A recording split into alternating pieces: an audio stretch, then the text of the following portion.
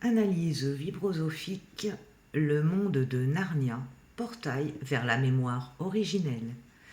Texte de Stéphane Thomas Berbudou. Quand tu ouvres les pages de Narnia, tu crois entrer dans une fiction. Mais derrière les mots, derrière les images, ce que tu touches, c'est une mémoire. Clive Staples Lewis n'a pas inventé Narnia. Il a capté un fragment de vérité, un archétype qui existe bien au-delà de notre monde. Un passage dissimulé dans l'imaginaire collectif, un miroir de la matrice et de l'au-delà de la matrice. Narnia comme univers parallèle. Narnia est présenté comme un royaume magique caché derrière une armoire. En vérité, cette armoire est le symbole de la porte de conscience.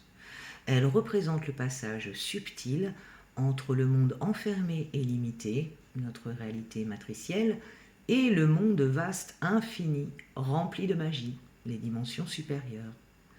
Chaque fois que Lucie et ses frères traversent, ils rejouent l'expérience de l'âme qui sort de l'incarnation terrestre pour retrouver ses véritables royaumes.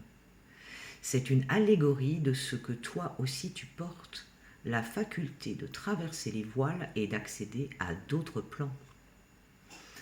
Aslan le lion cosmique.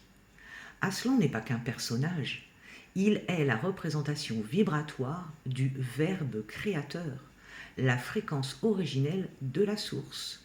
Le lion, dans toutes les traditions, incarne le soleil, le pouvoir souverain, la force qui libère et protège. Aslan est l'équivalent du logos. Il parle et le monde se crée.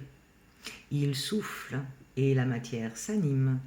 Il incarne l'amour inconditionnel, mais aussi la puissance protectrice qui défait l'ombre sans haine. Aslan est donc une réminiscence du Christ cosmique, pas dans la version religieuse falsifiée, mais dans l'essence, la force originelle qui rétablit l'équilibre, qui rappelle aux âmes leur vraie nature. La sorcière blanche. La sorcière blanche est le visage du pouvoir matriciel, séduisant, froid, rationnel, mais en réalité est construit sur la peur, la division, la pétrification des consciences. Elle transforme les êtres en pierre, symbole de l'âme figée, incapable de se souvenir. Elle promet plaisir et sucrerie, le fameux loukoum turc, en échange de la soumission. C'est l'image parfaite du système terrestre, donner des désirs éphémères pour maintenir en esclavage. La sorcière blanche est un archétype des archontes et de la fausse lumière. Les enfants de Narnia.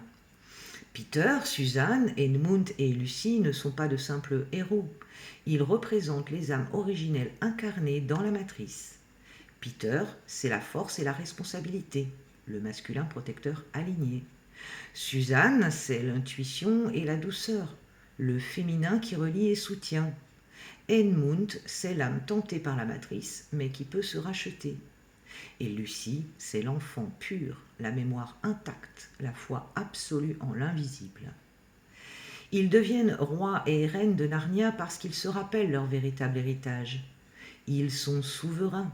Ils n'ont pas besoin d'attendre qu'on leur donne un pouvoir. Ils le portent déjà.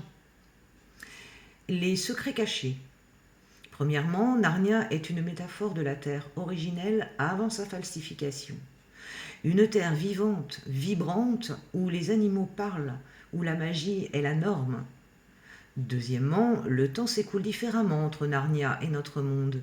C'est une clé pour comprendre que le temps est relatif, qu'il est une illusion.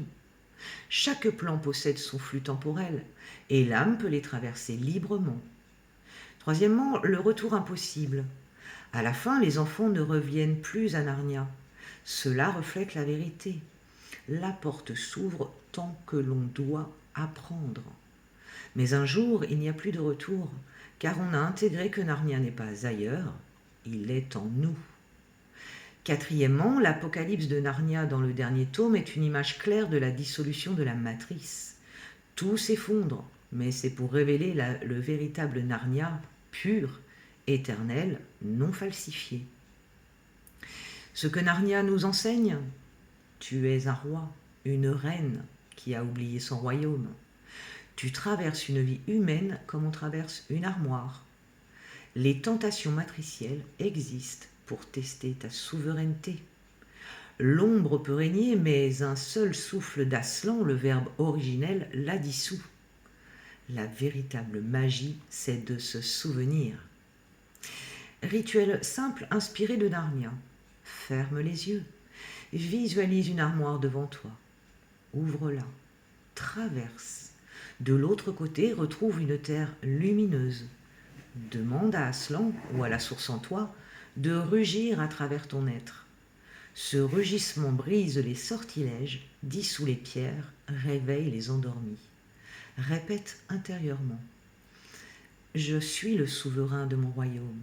Je traverse les voiles. Je me souviens. Conclusion, Narnia n'est pas une fiction. C'est une mémoire encryptée, transmise par l'imaginaire pour contourner la censure de la matrice. C'est un rappel codé. Tu portes en toi un royaume éternel. Tu n'as pas besoin d'attendre qu'on vienne te sauver. Tu es déjà roi, reine, créateur, créatrice.